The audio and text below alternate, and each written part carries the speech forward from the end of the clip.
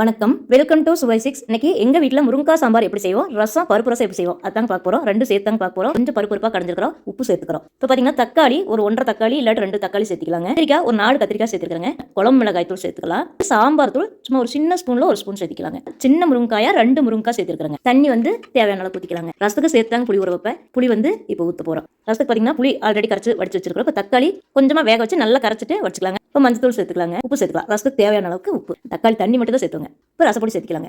வந்து இந்த ரசத்துக்கு பூண்டு ஒரு 5 பல் தட்டுனுங்க. சாம்பார் தாளிச்சுக்கலாம். ரொம்ப அருமையா இருக்குங்க இந்த சாம்பார். எங்கள் வீட்டில் இப்படி தாங்க பருப்பு சாம்பார் செய்வாங்க. இந்த மாதிரி தாங்க சாம்பார் தாளிப்பேன். ரொம்ப அருமையாக இருக்குங்க. நல்லா கொதிக்குது. இப்போ மல்லித்தலை போட்டு இறக்கலாங்க. பருப்பு முருங்காய் சாம்பார். பூண்டு சேர்த்துக்கிட்டு நல்லா கலந்து விட்டுக்கலாம்.